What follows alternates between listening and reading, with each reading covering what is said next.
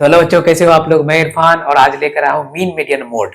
Mean median mode में अगर हम लोग देखेंगे तो आज हम पूरा इसके बारे में बात करेंगे कि एग्जाम के पॉइंट ऑफ व्यू से भी देखेंगे क्या होता है, इसमें कौन किस तरह से क्वेश्चन सब आते हैं। हम सारे क्वेश्चन को भी देखेंगे। सबसे पहले देखेंगे कि अगर आप बात करिएगा मीन की, बात कीजिएगा, ध्यान से देखते चलिए। अगर आप देखते चलिएगा कि मीन होता क्या है और मीन मीडियन मोड ये क्या होता है, उससे पहले एक चीज हम आपसे पूछ रहे हैं कि आप तो शुरू से पढ़ते आ रहे हो, क्लास 6-7 से पढ़ते आ रहे हो कि डेटा वगैरह तो सारा चीज आप जानते हो कि डेटा क्या होता है, डेटा कितने टाइप के होते हैं, ऑब्जर्वेशन क्या होता है, फ्रीक्वेंसी क्या होता है, ये सारा चीज आपको पता है।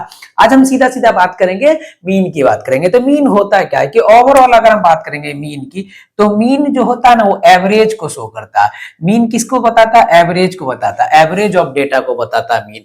मीन कहने का मतलब क्या होता है कि एवरेज होता है। ध्यान से देखिएगा कि जब हम बात करेंगे ना कि कहीं गए, किसी जगह पे गए, एक पार्टिकुलर जगह पे गए और वहां पे हम क्या करेंगे कि कुछ नंबर डेटा ऑब्जर्व, डेटा दिया हुआ, जैसे हम डेटा को मान के चलते हैं कि ऐसा दिया हुआ कि 1 2 3 4 5 6, इस तरह से डेटा दिया हुआ, 6 डेटा दे दिया है।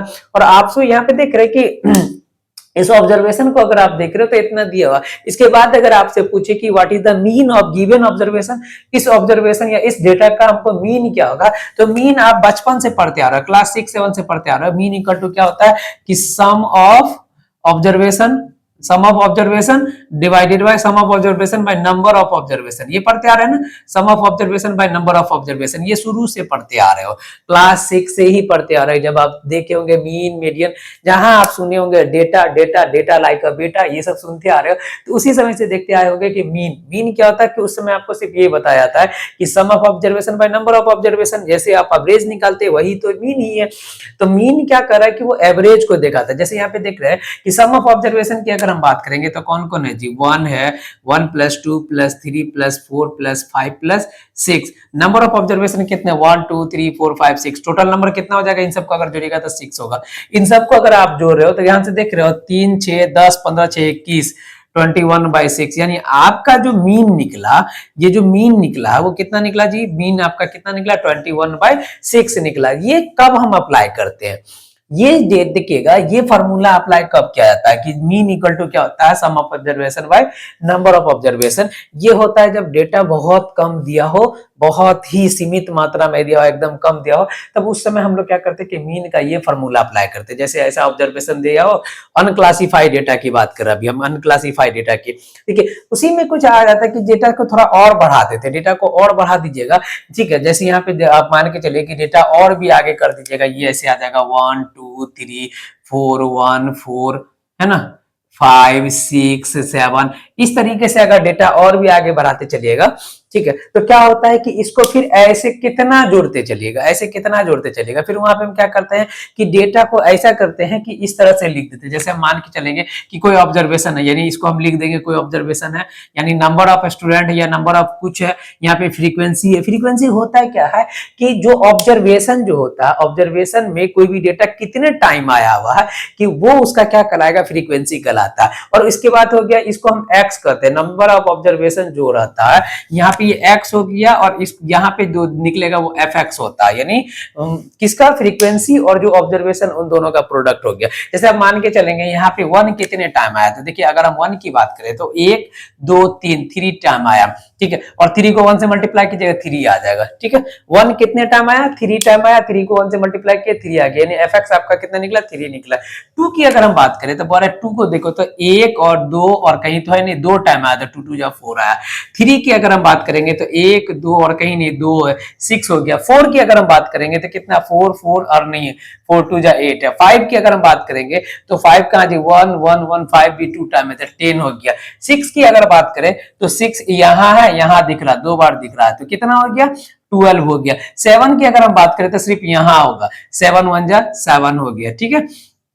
8 की अगर हम बात करेंगे तो सिर्फ 1 टाइम आता है, 8 आता है। देख रहे हैं, इसको हम क्या बोल रहे हैं कि ये तो आपका हो गया क्लास, ये है ना, ये आपका ऑब्जर्वेशन था, ये उसका फ्रीक्वेंसी था, ये दोनों फ्रीक्वेंसी और जो क्लास दिया हुआ था उसका प्रोडक्ट निकला, ठीक है। तो अब हम जरा ध्यान से देखेंगे कि अब हम क्या करें कि अब हमको निकालना है, मीन निकालना है। तो मीन इक्वल टू क्या होता है, sum of observation by number of observation.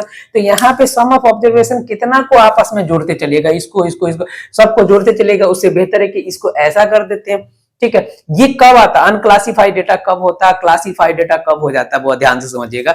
जब डेटा बहुत ज्यादा दे दिया होगा ना, जैसे आप मान के चलिए कि किसी जगह आप गए हो, जैसे किसी एक छोटे से घर पे जाइएगा और वहां पे अगर जनगणना करना हो कि नंबर ऑफ मतलब बेबी कितने, बच्चे कितने हैं, तो वहां पे आप आराम से लिख सकते हो। 2 से 4 घर के अगर बच्चे को देखिएगा तो एक घर में किसी के यहाँ 2 बच्चे हैं, किसी के यहाँ 1 बच्चे है, किसी के पास है ही नहीं, न्यू मैरिड वाले के पास किसी का 6-7 गो होगा, किसी का ठीक है 5-6 गो होगा, किसी के पास हो सकता है 12-13 गो।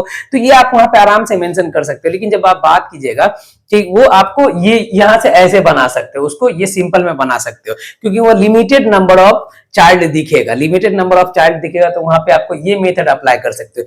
जब हम बात करेंगे एक छोटा सा कस्बा की, एक छोटा सा गांव जहां पे 100 लोग होंगे, तो वहां पे आपको ऐसे करने में बहुत ज्यादा लग जाएगा। ठीक है, तो वहां पे हम क्या करते हैं कि वो मान के चलेंगे कि हाँ एक, वहां पे क्या देखेंगे कि एक बच्चे वाले कितने ऐसे लोग हैं, यानी कि कितने ऐसे फैमिली है जिसके पास केवल और केवल एक बच्चे है, तो देखेंगे 3 ऐसे फैमिली जिसके पास केवल और केवल एक बच्चे है। तो ये एक बच्चा कितना, एक बच्चे वाले कितने फैमिली है, 3 है, तो 3, तो टोटल कितने बच्चे हो जाएंगे, 3 हो जाएंगे। ठीक है, यहां तक देखिए। अब देखिए 2 बच्चे वाले कितने फैमिली, 2 फैमिली, तो 2 बच्चा 2 फैमिली है ना, 2 बच्चे वाले 2 फैमिली है। ठीक है, कितना हो जाएगा, 4 हो गया।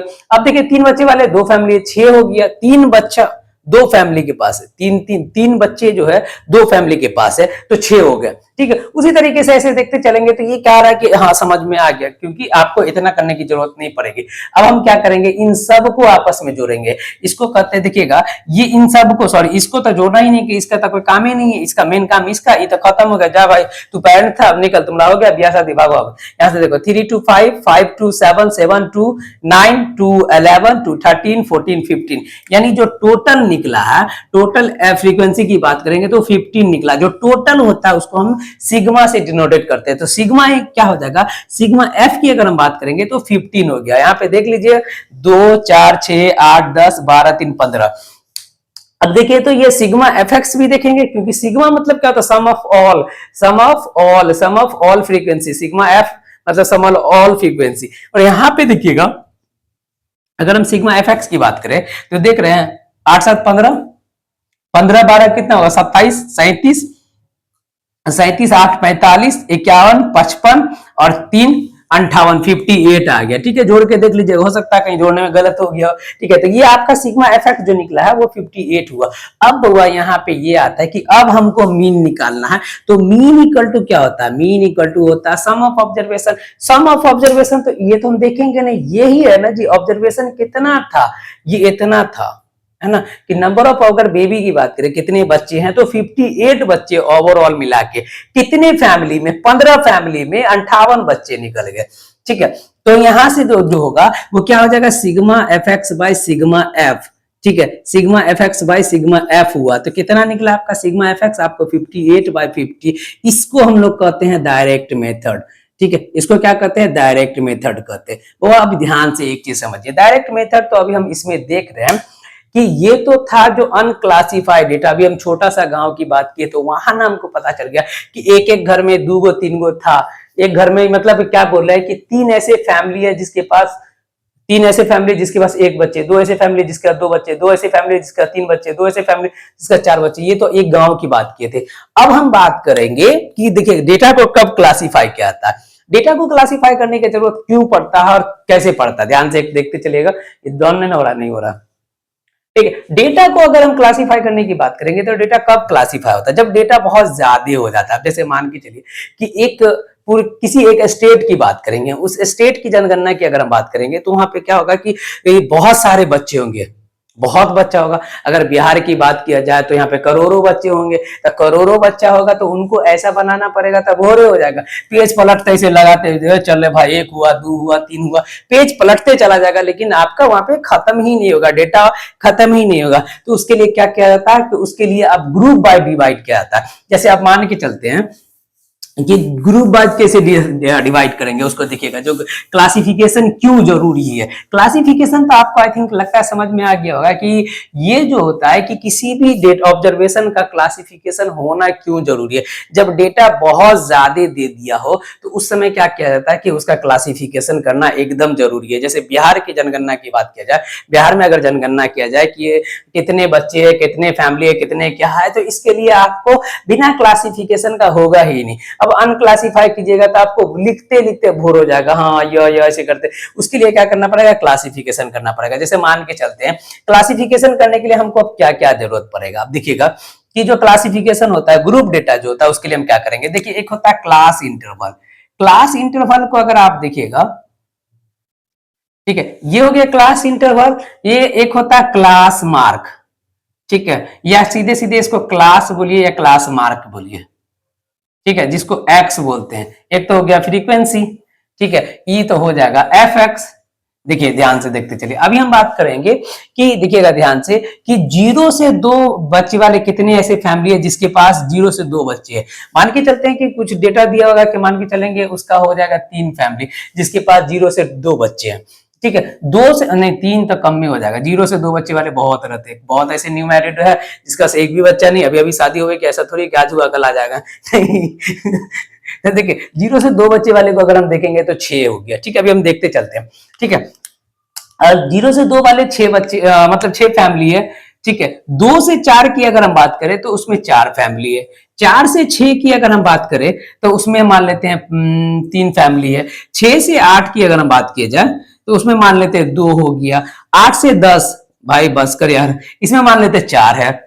इस तरीके से और भी आगे चला जाएगा। तो यहाँ पे अगर आप देखिएगा, देखते चलिए, तो ये तो हो गया क्लास इंटरवल। क्लास देखिए, क्लास इंटरवल में एक चीज आप समझिएगा, ये वाला जो होता है ना, बचपन से पढ़ते आ रहे हैं, इसको कहते हैं लोअर लिमिट, इसको कहते हैं अपर लिमिट, और इन दोनों के बीच जो जो जितना का गैप होता है उसको लेंथ कहते हैं या हाइट कहते हैं। ध्यान से देखिएगा, 0 से 2, तो यहाँ जो क्लास मार्क निकालना होता है, क्लास मार्क निकालने का फॉर्मूला क्या होता है कि लोअर लिमिट को अपर लिमिट में ऐड कर दीजिए और 2 से डिवाइड कीजिए। Lower limit plus upper limit divided by 2, 0 plus 2 divided by 2 1 निकलेगा, ठीक है। 2 + 4 6 डिवाइडेड बाई 2 3 निकला। इन दोनों के बीच में देख रहे हैं 2 का गैप है, 1 3 5 7 9। अब कुछ नहीं करना, ध्यान से देख रहे हैं। अभी हमको इसका कोई काम ही नहीं है, क्लास इंटरवल का कोई काम नहीं रहता। जो काम रहता है इसका काम रहता है, ठीक है। इसका भी कोई काम नहीं रहता, क्लास मार्क का भी कोई काम नहीं रहता। बस क्लास मार्क का एक काम रहता है कि इन दोनों का आपस में मल्टीप्लाई कर दीजिए। यहां से देखिए तो 6 1 जा क्या निकलता है, 6 1 जा 6 हो गया, 3 4 जा 12 हो गया, 5 3 जा 15 हो गया, 7 2 जा 14 हो गया, 9 4 जा 36 हो गया। अब बोल रहे इसका तो हमको कोई काम है नहीं। जब कोई काम नहीं तो भाई बाप, ठीक है। ऐसे भी इंसान, याद रखिएगा, जब इसका कोई काम ही नहीं, ऐसे भी इंसान क्या होते हैं, मतलबी होता है। इंसान हमेशा क्या होते हैं, मतलबी होते हैं। जब तक आपसे जरूरत रहेगा तब तक वो आपको पूछेगा, जरूरत खत्म बात खत्म। देख ही लिए, अभी हम इसका जरूरत था यूज किए, ठीक है, जरूरत खत्म भाग रहे, हो गया। चलिए इसको देखिए, अब इन सबको आपस में जोड़िएगा, ठीक है। इन सबको अगर आपस में आप जोड़ते हो तो इसको कहेंगे सिग्मा एफ। सिग्मा एफ को अगर आप देख रहे हो तो सिग्मा एफ आपका क्या निकला, 6 4 10 3 13 2 15, 15 4 19 हो गया। सिग्मा एफ का वैल्यू 19 निकल गया। सिग्मा एफ एक्स की अगर हम बात करेंगे तो सिग्मा एफ एक्स को आप इन सब को जोड़ दीजिए, 36 और 14 50, 36 और 14 50 और 15 65 और 12 77, ठीक है, और 6 83 83 आया। जोड़ के देख लीजिएगा, जोड़ के, ठीक है। तो मीन इक्वल टू, अभी हम जस्ट बताया, मीन इक्वल टू क्या होता है, sigma F x by sigma F होता है, यानी 83 डिवाइडेड बाई 90। ये आपका आंसर आ जाएगा। मीन बहुत ही इजी होता है, इसको हम लोग कहते हैं डायरेक्ट मेथड। तो डायरेक्ट मेथड में हम लोग ऐसे ही निकालते हैं, ठीक है। इसको क्या कहते हैं, डायरेक्ट मेथड कहते हैं। ध्यान से समझिएगा, इसको हम क्या बोल रहे हैं, डायरेक्ट मेथड कहते हैं, ठीक है।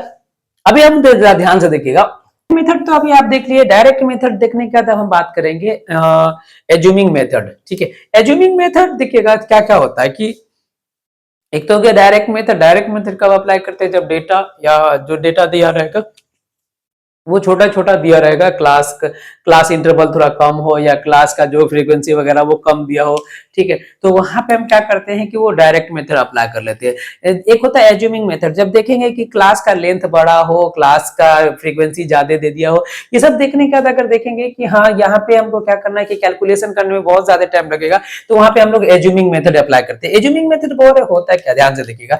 एज्यूमिंग मेथड के लिए हम समझते क्या होता है, देखिए एज्यूमिंग मेथड, एज्यूमिंग, ठीक है, एज्यूमिंग मेथड को हम समझते हैं क्या होता है, ध्यान से देखते चलिएगा कि अगर हम मान के चलते हैं कि ये तो हो गया पूरे क्लास इंटरवल, ठीक है, जिसको क्लास इंटरवल क्लास आईटी लिख देते हैं, आईएनटी। एक होता है क्लास मार्क जिसको एक्स से डिनोटेड करते हैं, ठीक है, इसको देखते चलिएगा। उसके बाद क्लास मार्क हो गया, फिर तो आता है फ्रीक्वेंसी, ठीक है, फ्रीक्वेंसी लिख दिए। एक होता है कि यहाँ पे हम एज्यूम कर लेंगे किसी भी को भी हम एज्यूम करके देखेंगे कि एज्यूमिंग मीन, किसी एक को मीन मान लेंगे, कोई किसी को भी मान सकते हो, वो आपके मर्जी के ऊपर चलेगा। तो यहाँ पे डेविएशन क्या निकलेगा, निकलता है एक्स माइनस ए निकलता है, ठीक है। उसके बाद होता है एफ इंटू डी होता है, ध्यान से बहुत देखते चलते हैं, ठीक है। अब अगर आप देख रहे हो तो ध्यान से अगर आप देखिएगा, जैसे मान के चलते हैं 0 से 10 है, ठीक है, 0 से 10 दिया हुआ, कुछ भी हो सकता है, यहाँ पे कोई डेटा दिया हुआ जिसका 0 से 10 का इंटरवल दिया हुआ कि कितने होंगे, मान के चलते हैं 10 है। 10 से 20 कितना है जी, 10 से 20 को मान के चलते हैं 5 है। 20 से 30 जो है वो मान के चलते हैं 8 है, ठीक है। और 30 से 40 जो है वो मान के चलते हैं फिर से आपको 3 है, ठीक है। और 40 से 50 को अगर आप देख रहे हो तो मान के चलते हैं 2 है, ठीक है। तो कुछ भी दिया हो, कोई भी ऑब्जर्वेशन डेटा दे दिया हो, तो यहाँ पे हमको क्या करना है कि उसका क्या निकालना है, मीन निकालना है। तो बोले सबसे पहले अभी हम क्या करेंगे देखते चलिएगा। अब हम क्या करते हैं कि जो क्लास मार्क जो होता है वो निकालने का फॉर्मूला क्या होता है, upper limit plus lower limit divided by 2। Upper limit 10 है, लोअर लिमिट 0 है, तो 0 में 10 को जोड़िएगा 10 ही होगा, डिवाइडेड बाई 2 कितना निकलेगा, 5 निकलेगा। इन दोनों को जोड़िए, 10 प्लस 20 30 डिवाइडेड बाई 2 15 निकलेगा। इन दोनों के बीच में गैप देख रहे हैं, जोड़ घटाव करने की जरूरत नहीं है, कितना का गैप का 10 का गैप है, तो इसमें 10 जोड़ते चलिए, 10 जोड़ते चलिए, 10 जोड़ते चलिए आराम आराम से, ठीक है। अब आपको ध्यान से दिखेगा कि हम एज्यूमिंग मेथड में किसको, मेन यहाँ पे ध्यान से समझिएगा, एज्यूमिंग मेथड में हम किसको एज्यूम करेंगे, को हम इस वाले को देखेंगे।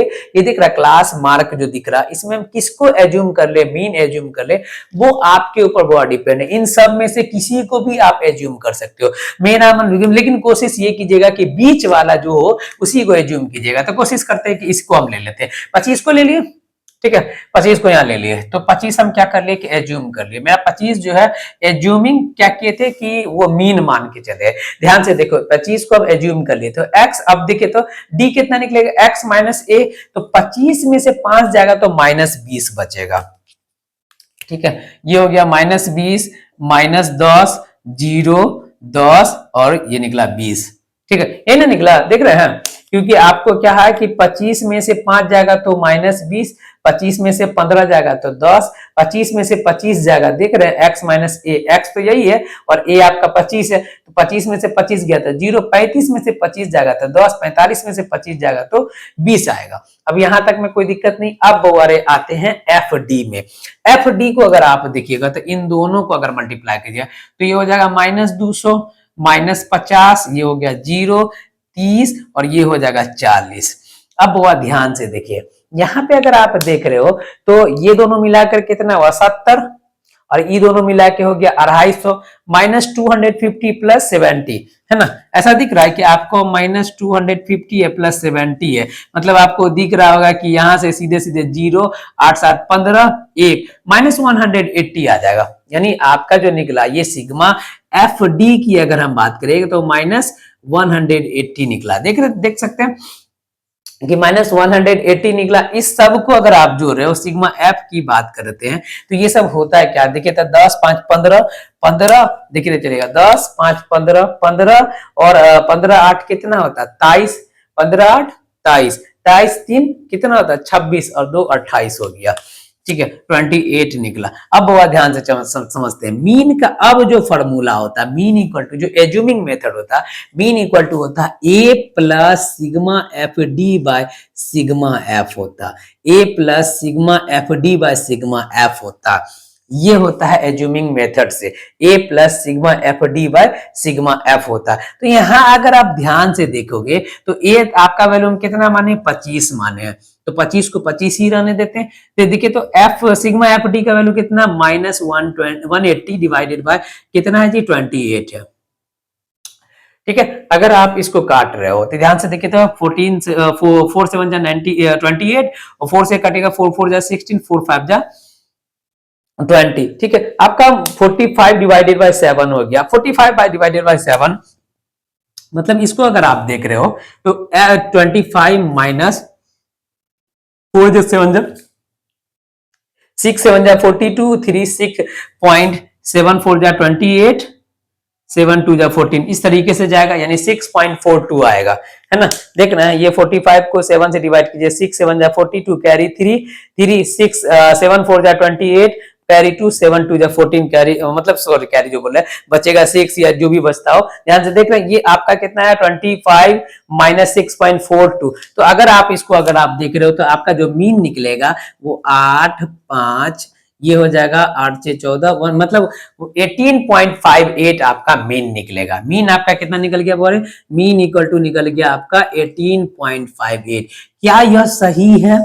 हाँ ठीक है, चलिए ये तो हो गया। अब हम आते हैं इसी को देख रहे हैं, देखिए इसका मीन अगर आप देख रहे हो तो मीन आपका कितना निकला, मीन निकला है आपका मीन इक्वल टू निकला है आपका देख रहे हैं यहाँ पे निकला है 18.58 निकला, ये आपका मीन निकल गया।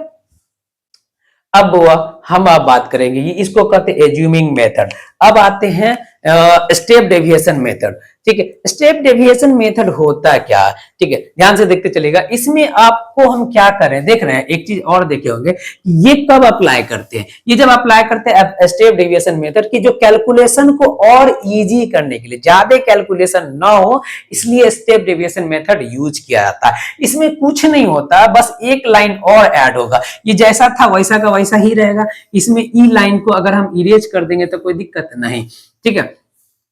इसको ई लाइन को इरेज कर देते हैं, यहां पे जो निकलता है वो डी डैश निकलता है, डी डैश यहीं पे निकलता है। डी डैश इक्वल टू क्या होता है, डी डैश इक्वल टू कहता है डी बाई एल होता है, या डी बाई एल।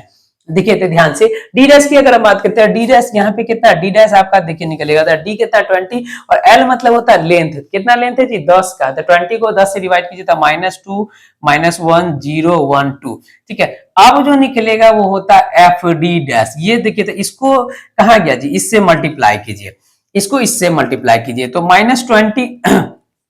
ठीक है, अगर आप इसको देख रहे हो 10 2 जा 20 तो ये हो गया -20। ठीक है, ये कितना हो जाएगा -5, ये हो गया 0। ठीक है, ये आपका हो जाएगा 3, ये हो जाएगा 4, इससे आगे तो कुछ निकलता नहीं। ठीक है, ये 25 हो जाएगा, 25 में से कितना जाएगा 7 जाएगा तो कितना बचेगा 18 बचेगा। सिग्मा एफ डी डैश की बात करेंगे तो -18 निकला। ठीक है, कितना निकला बोले -18 निकला। अब हम क्या करते हैं, जो फार्मूला अप्लाई होता है मीन इक्वल टू क्या होता है, मीन इक्वल टू होता है A plus sigma F D dash by sigma F into आई।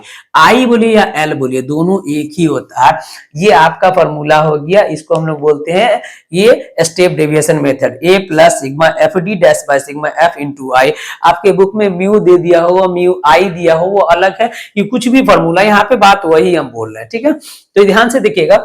वैसे आपको ये चीज आप यहीं पे कर सकते हो, ये चीज आप एक्स्ट्रा यहाँ पे एक रॉ एक जो बना दिए एक कॉलम बना दिए वो आप यहाँ पे ही कर सकते थे। डी डैश इक्वल टू इतना कर देते, ये मान के डी डैश यहीं पे कर लेते। ठीक है, ये एक लाइन बढ़ाने की जरूरत नहीं थी। तो हम देखेंगे यहाँ पे क्या होगा कि यहाँ पे अगर आप देख रहे हो तो आपका एज्यूमिंग जो किए थे वो 25 प्लस देखिए तो आपका ये हो जाएगा कितना, ये 25 हो गया। Sigma F D -18 divided by कितना है जी सिग्मा एफ 28 मल्टीप्लाई बाय 10। इसको अगर आप देख रहे हो तो ये कटेगा कितना टाइम में 5 2 जा 10, ये कटेगा 14, इसको कटिएगा 2 सॉरी 7 आ जाएगा, ये हो जाएगा आपका कितना, ये आपका आ जाएगा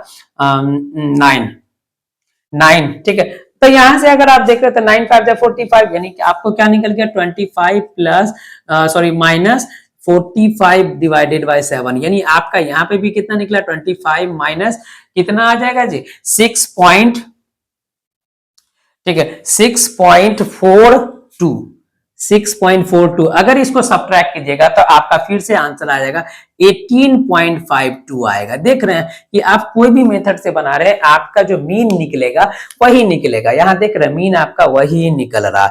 तो अभी हम जो देखे हैं वो पूरा का पूरा मीन देख लिए। अब हम देखेंगे मीन का कुछ क्वेश्चन। सबसे पहले अगर आप देख रहे हो, अगर मीन आपको अच्छा लगेगा तो जरूर बताइएगा, ठीक है। चलिए इसको उतार लीजिए।